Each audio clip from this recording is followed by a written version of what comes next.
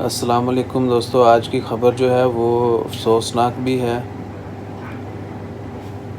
وہ یہ ہے کہ ایک ایکسپیکٹ ورکر جو تھا، ایک خارجی جو ہے اس کو گرفتار کیا گیا ہے، لیکن کس جرم میں؟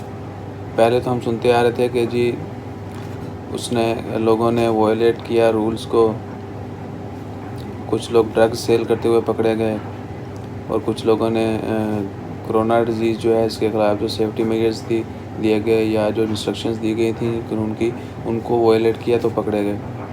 آج ایک آروپی نے ایک مسقط میں ایک خارجی کو پکڑا ہے۔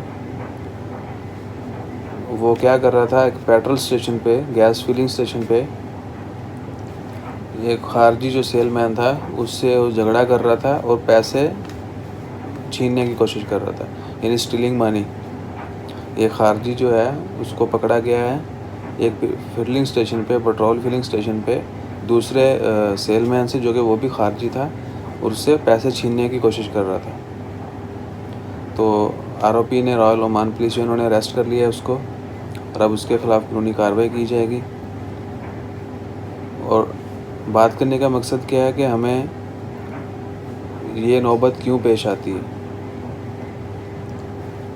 چونکہ اب لاک ڈاؤن ہے، بہت سارے لوگ بہت سارے مسائل کا شکار ہیں، تو ہمیں ہمت سے کام لینا ہے، نہ کہ ہم جو ہے ہر کوئی برا کام شروع کر دیں۔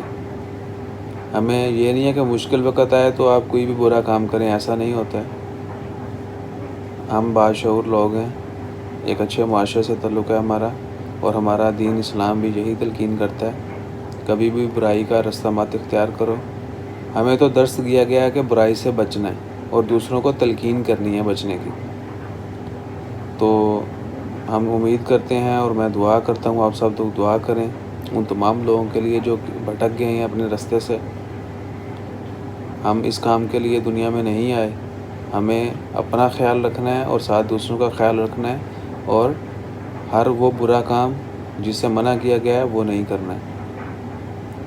جس طرح ہم اور بہت سارے کام جو ہیں ڈر کی وجہ سے نہیں کرتے، پکڑے جائیں گے، یہ ہو جائے گا، وہ ہو جائے گا، so why we are doing this. صرف یہی نہیں کہ وہ چوری کر رہا تھا یا چھینا جھپٹی وہ ڈکیتی کر رہا تھا، اس طرح کے جتنے بھی کرائم ہیں، کوئی بھی برا عمل جو ہے وہ ایک معاشرے میں جو ہے انتشار پھیلاتا ہے، اور ہمارا جو بیڈ امپیکٹ پڑتا ہے community per.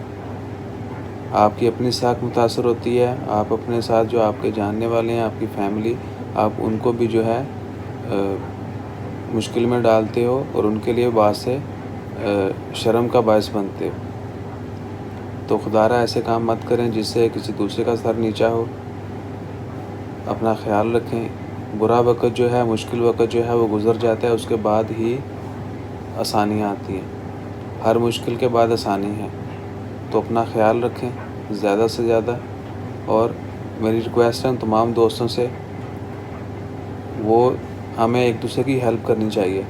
Might be he dead due to economic issue, کچھ بہت سارے مالی مسائل ہیں ہمارے، لاک ڈاؤن جب سے شروع ہوا ہے، تو لیکن کیا ہے کہ ہم اگر ایک دوسرے کی خیال رکھیں گے تو یہ نوبت نہیں آئے گی۔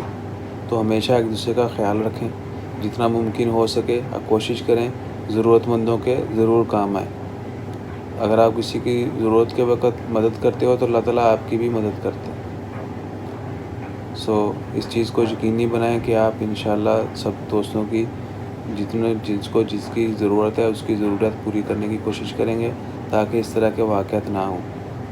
اور بینگ ایکسپرٹس اور خارجی ہونے کے ناطے سے میں ریکویسٹ کروں گا، it's a humble request to everyone, کہ ہم کہیں بھی جاتے ہیں کہ اپنے ملک سے باہر، تو ہم اپنے ملک کی ریپرزنٹیشن کر رہے ہوتے ہیں، اپنے ملک کو ریپرزنٹ کر رہے ہوتے ہیں۔ تو ہمارے کسی ایک بندے کے برے فعل سے جو ہے پورے ملک کی امیج جو ہے وہ خراب ہوتی ہے۔ تو اپنی امیج کو بہتر بنائیں، آپ کے ملک کی امیج بہتر ہوگی، اور ایک اچھا معاشرے کا، ایک اچھے شہری ہونے کا ثبوت دیں۔ اپنا خیال رکھیں، چینل کو ضرور سبسکرائب کریں۔ جزاک اللہ، اللہ حافظ۔